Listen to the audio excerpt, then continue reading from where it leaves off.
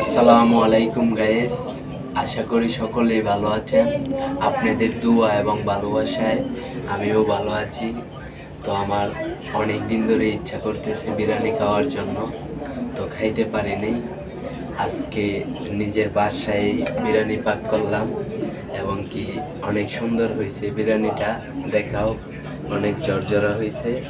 তো অনেক দিন ধরে চাইতেছি বিরিয়ানি খাবো, তো কোনোভাবেই খাওয়া হচ্ছে না।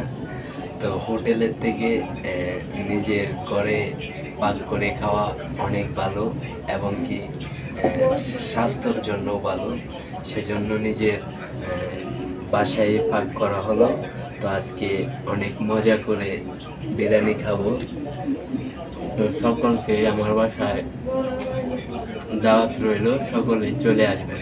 ঠিক আছে, বিরিয়ানিটা কিন্তু অনেক মজা হয়েছে, সেই সকলে চলে আসবেন।